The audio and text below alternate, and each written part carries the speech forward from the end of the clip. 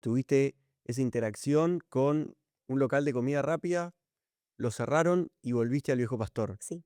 ¿Cómo fueron esos primeros años de crecimiento y qué decisiones crees que fueron fundamentales para poder crecer, mejorar y que vaya aumentando, como decís, eh, todo lo que fuiste logrando? Me parece que es súper importante siempre estar pensando, analizando el negocio, escuchando mucho a los clientes y viendo qué más puedes hacer para que el negocio esté mejor. Una de las cosas que me parece que fue fundamental para el crecimiento fue ampliarme un local más grande. El local en el que empecé era hermoso, a mí me encanta, pero era un local muy chiquito. Y las cosas que me iban pasando era, por ejemplo, había empezado a trabajar una marca y nada, era una marca que estaba buenísima para la localidad, el tipo de producto pegaba mucho.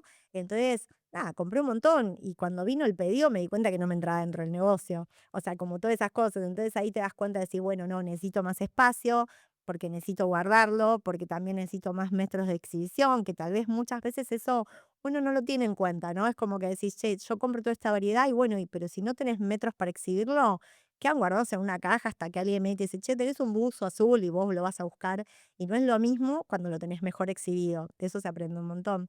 Creo que ahí, cuando cambié de local, también fue decir, bueno, quiero que crezca. Fui buscando diferentes, nada, marcas, diferentes estilos de ropa, hasta que fui encontrando qué era lo que me sentía bien yo para vender, y se acercaba a lo que el pueblo necesitaba. Contaste recién y resumido que en un momento tuviste una franquicia de Columbia. ¿Qué opinás de las franquicias? ¿Qué te trajo de importante? Eh, y nada, si lo recomendás, no lo recomendás y en qué casos, me encantaría escuchar esa experiencia que tuviste. Para mí la experiencia fue súper positiva. Yo ya trabajaba la marca, la conocía, tenía un montón de clientela con esa marca. Entonces fue un proceso diferente porque fue como, si bien era una franquicia, pero bueno, el producto ya estaba consolidado en la localidad, ¿no? Yo sabía, mi piso de mínimo era la facturación que yo tenía en este, en este local, que es Viejo Pastor, vendiendo Columbia.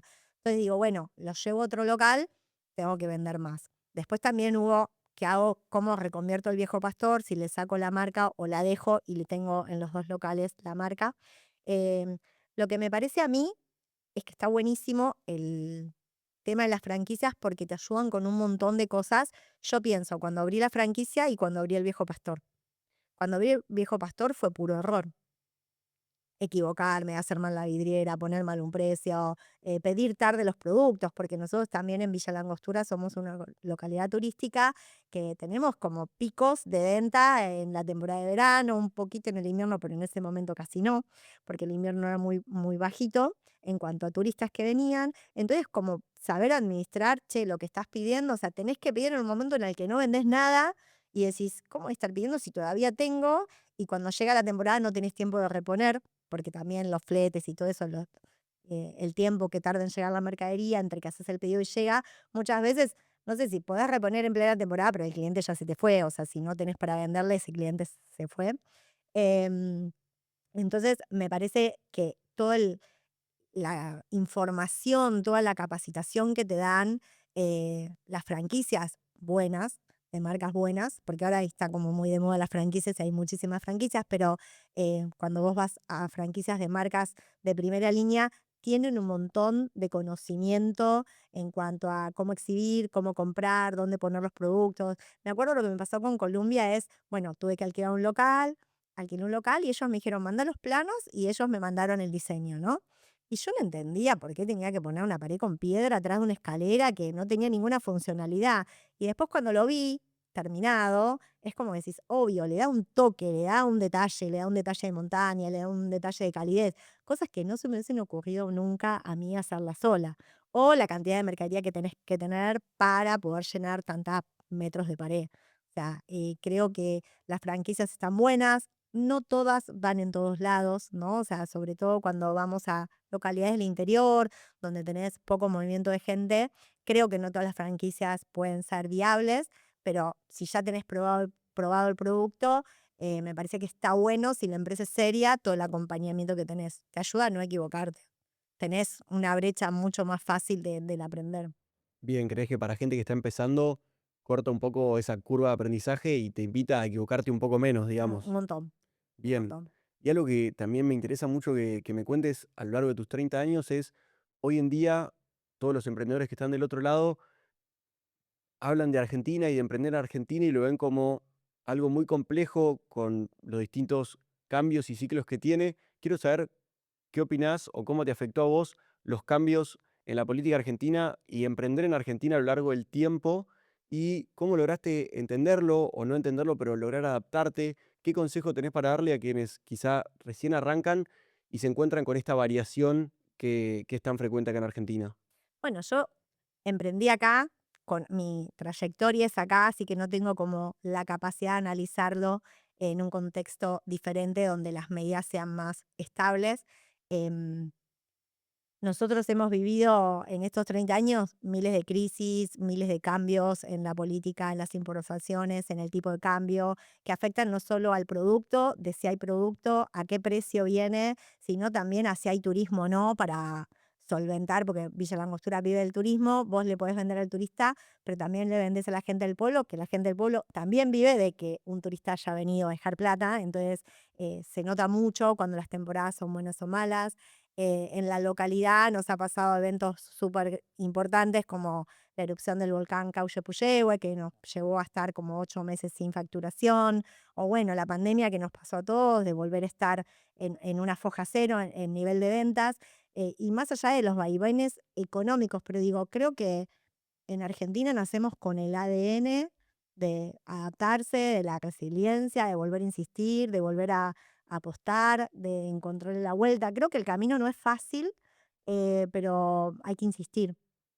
Bien, me encantó. Recién nombraste la crisis de un volcán y bueno, obviamente la pandemia. ¿Cuál crees que fueron las crisis más grandes que tuviste que atravesar y qué hiciste? ¿Cómo las atravesaste? ¿Cómo tomás esas decisiones? Quizá en momentos de mucha incertidumbre, cuando se puede ver que no hay una decisión clara o un camino correcto o fácil. ¿Qué haces en esos casos? Y bueno, si tienes alguna crisis en especial que creas que fue la más difícil que tuviste que superar.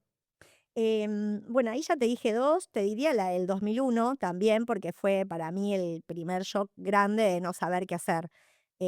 Lo que te pasa cuando te cambia así el contexto de golpe es que no sabes cómo seguir. Me pasó cuando fue el 2001 que de repente nosotros llegó el verano, teníamos el local abierto, algunos te decían, tenés que cerrar y remarcar, vos no venías vendiendo nada, entonces querías vender y de repente apareció un cliente y te decía, me llevo 4 de estas.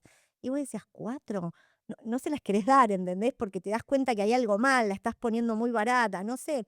Y bueno, uno sigue, pateás la pelota, seguís. En ese momento, no sé si está la estrategia finita, es como te sale y todos los días podés remodelar y hacer algo diferente, podés subir un precio, podés cerrar, o sea, tenés un montón de decisiones que podés tomar que están de tu lado. La incertidumbre es algo con lo que trabajamos todo el tiempo.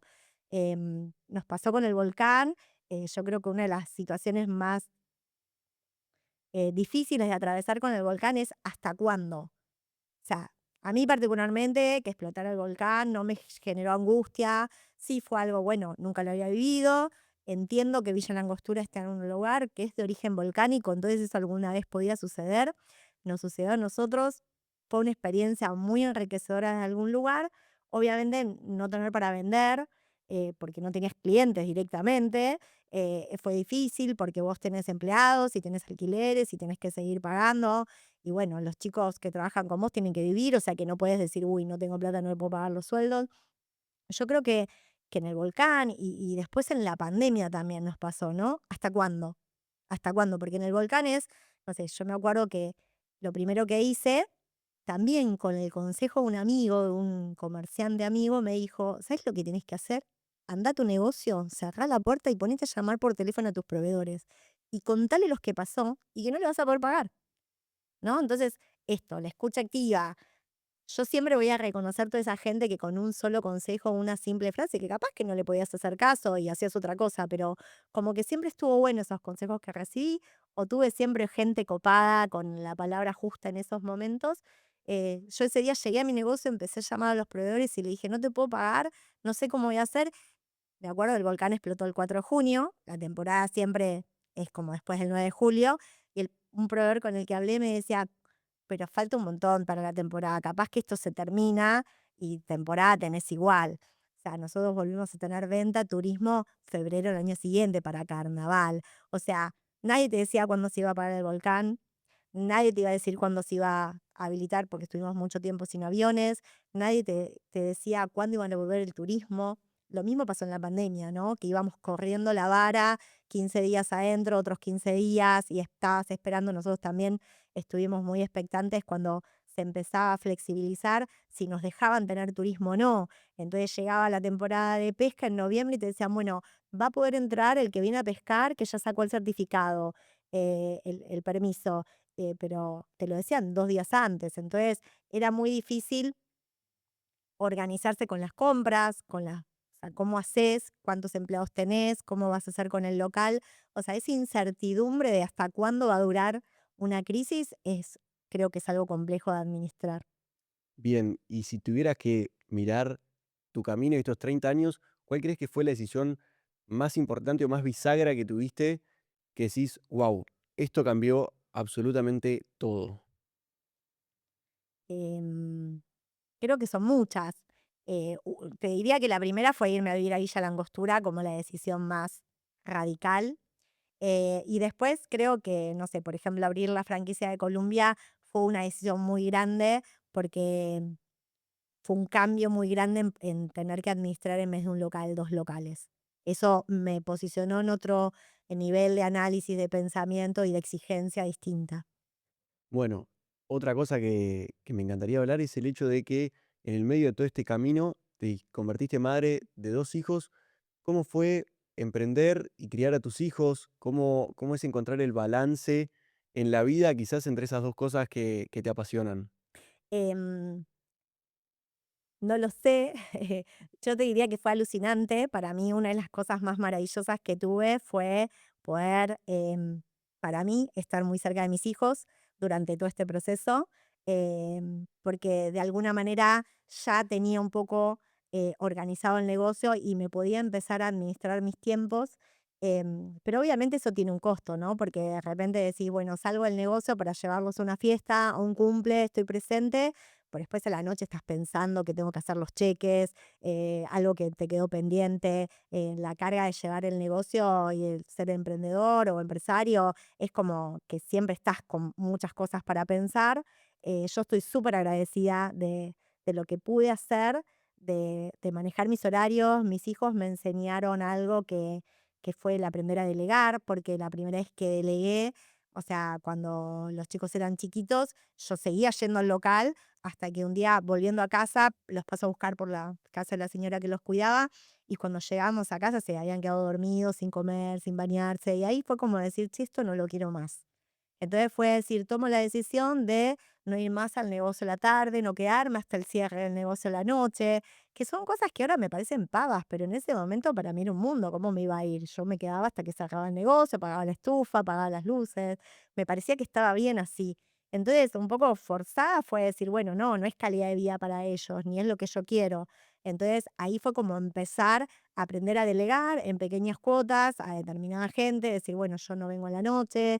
Después, cuando ellos fueron un poquitito más grandes, era decir, no puede ser que estén acá y no vayan a la playa. Entonces, bueno, los tengo que poder llevar a la playa. Y yo venía trabajando de lunes a lunes, a mí no me interesaba tener un día libre cuando estaba sola.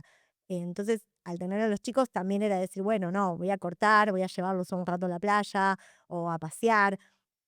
Y eso empezó a ser como cuotitas en las cuales decir, tengo que aprender a delegar, tengo que aprender a delegar.